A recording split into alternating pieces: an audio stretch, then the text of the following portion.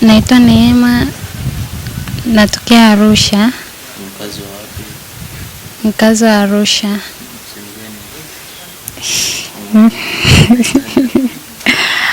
Kwa mrefu. Naitwa Neema, mkazi wa kwa mrefu Arusha. Mimi nilikuwa na eka hela, najiwekeza kwenye naeka hela kwenye kibubu changu. Sasa nimeanza kuweka hela kuanzia mwezi wa 6. Mwezi wa 6 mpaka mwezi wa 12. Asa mimi nilikuwa naeka hela, najua kwamba kuna hela. Kumbe mdogo wangu anapita dirishani, anaenda kuchukua hela zangu. Kila siku mimi nilikuwa naeka hela, lakini nilikuwa sizingatii ile kuangalia. Nilikuwa sizingatii kuangalia. Asa ndo juzi tarehe ngapi? Tarehe 3 ndo kuja kuangalia, nikasema ngoja niangalie hela zangu. Nikakuta kwenye kwenye kibubu kuna buku na 200. Nikamuita mdogo wangu huyo wa kiume, nikamuuliza hela zangu ziko wapi? Akaniambia kwamba hela zangu alikuwa anapita pale dirishani, anaingia, mama ndo anamtuma. Anaingia ndani, anachukua hela. Kila siku anachukua. Tarehe ngapi ilikuwa? Tarehe 30. Ndo mwisho wangu kuweka hela zingine. Akachukua flash, lakini flash alirudisha jana flash. Akachukua flash, akachukua na hizo hela. Nilikuwa na hesabu nikiwa naeka hela. Ifika 2,208,000 mwezi wa 6. Ulikuwa unachukua hela kwenye kibubu mdogo wako na yaani kibubu changu kuna kipindi nilipata matatizo. Nilikuwa nataka niongeze kochi, nikatoa 200,000. Nikakivunja hicho kibubu, nikatoa 200,000. Nikaja baadaye nikakinyanyua. Asa unajua mtoto mdogo mikono yake si midogo vidole. Kwa hiyo alikuwa anaingiza vidole anatoa. Tofauti na mtu mzima. Mara mwisho yule mtoto mdogo pale aliniambia, nilikuta dirisha langu nilifunga, limefunguliwa. So mara moja sasa mimi nikawa napotezea ile. Mara mwisho nikamuuliza huyo mdogo wangu, nani anafungua dirisha langu? Ndo akaniambia kaka Naima, ndo anakaaga hapo dirishani kwako. Nikatoka nikamgombeza kweli, nikamwambia kwa nini unafungua dirisha? Yaani hapo sijajua kwamba hela zangu zimeshachukuliwa. Maana sikukagua. Ndo nikamgombeza nikaachana. Sasa ndo juzi nikaja kuangalia, hamna hata kuna buku tu na 200.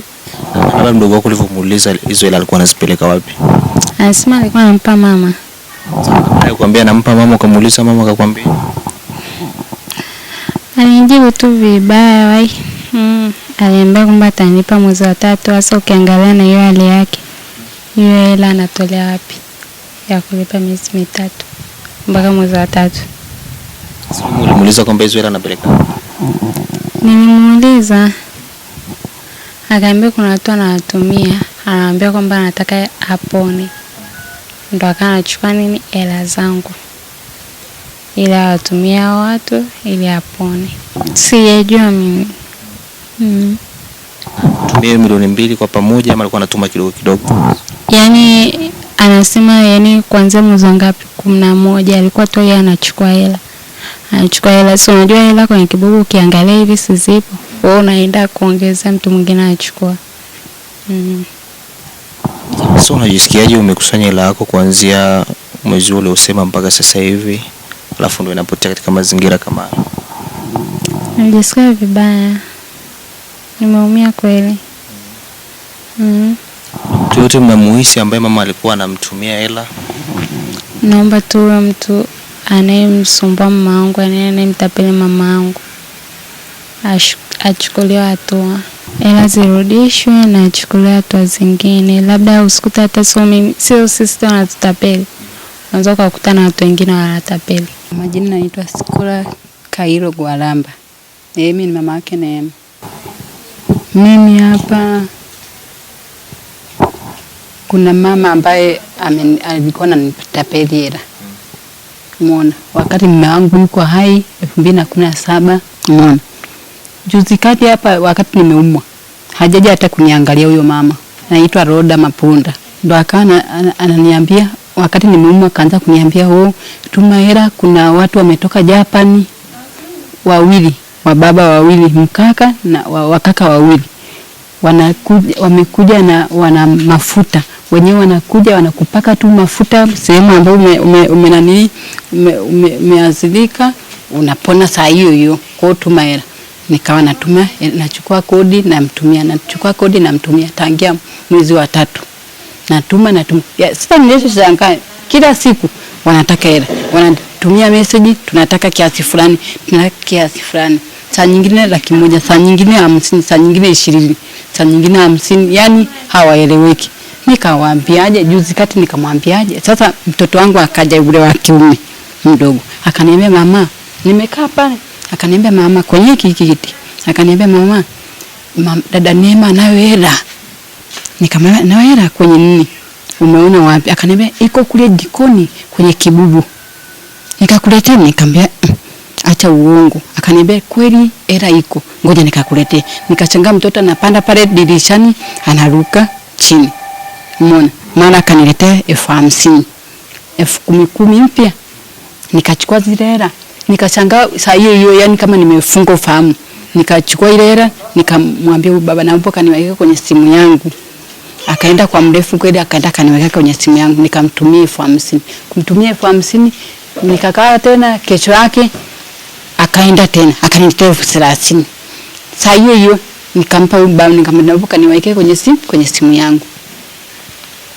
Akaweka, nikamtumia, akaniambia wanakuja saa 11. Saa 11 hamna mtu. Upona siponi. Utapona. Baadaye nikatumia message, akaniambia sasa tunatuma mbali kwa mbali. Hatutakuja tena, tutarusha huko hewani. Nikamwambia sawa. Nikakaa, nikanyamaza. Nikasema watu wafiki mpaka leo. Mtoto wangu Samuel akaniambiaje, mama hao watu utakuwa na kutapeli, mbona hawaji? Muone. Nikamwambia watakuja. Basi kondo kwa jinsi niliyotapeliwa hela zangu, tena sio hata 2,000,000 wala sio 1,000,000, ni zaidi ya 2,000,000. Kwa ni zaidi ya 2,000,000. Ni zaidi ya 2,800,000.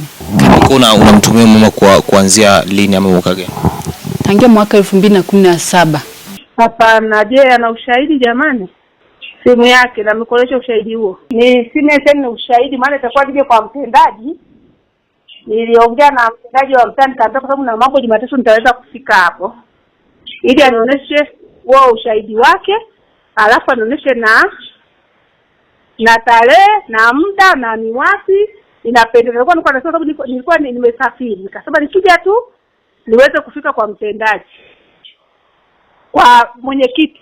Mimi nipo nafanya kazi za afya, mazingira, niko site, tuko na mambo ya chama, mambo mengi tu, niko na shughuli zangu. Kazi yangu maalum niko kwenye mambo ya afya, yani mazingira ya mtaani. Tunazunguka, tunapiga faini watu, yani ndo kazi yangu maalum. Yani tunachagua kama vile kata, basi alafu tushachagua kwenye kata, tunaingia mtaani, tunajiokotea riziki.